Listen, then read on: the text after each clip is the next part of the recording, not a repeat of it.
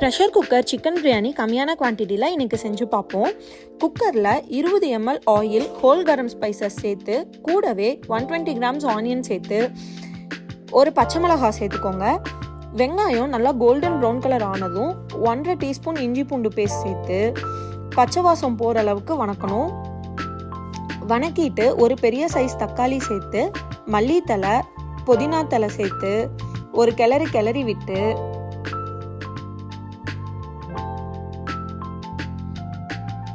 கால் spoon மஞ்சத்தூள், 1 spoon வரமிளகாய் தூள், 1 டீஸ்பூன் பிரியாணி மசாலா சேர்த்துட்டு தேவையான அளவு உப்பு சேர்த்து மசாலா வணங்குற அளவுக்கு வணக்கிக்கணும். அதுக்கப்புறம் 1.5 டீஸ்பூன் தயிர் சேர்த்து ஒரு கிளறி விட்டு 300 கிராம் சிக்கன் சேர்த்து சிக்கனை நல்லா மசாலா கூட சேர்த்து வணக்கிட்டு 70% சிக்கன் குக்கான அப்புறம் 300 ml வாட்டர், 200 கிராம் ரைஸ், நான் 20 நிமிஷம் ஊற வச்ச பாஸ்மதி ரைஸ் சேர்த்துருக்கேன்.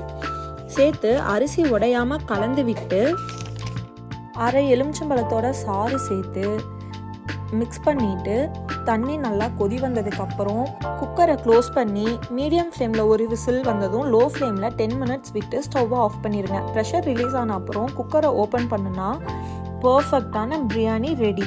பேச்சுலர்ஸ்க்கு இந்த ரெசிபி கண்டிப்பாக ரொம்ப யூஸ்ஃபுல்லாக இருக்கும். இதே மாதிரி ரெசிபிஸ் பார்க்க சேனலை சப்ஸ்கிரைப் பண்ணுங்கள். சந்தோஷமாக இருங்க.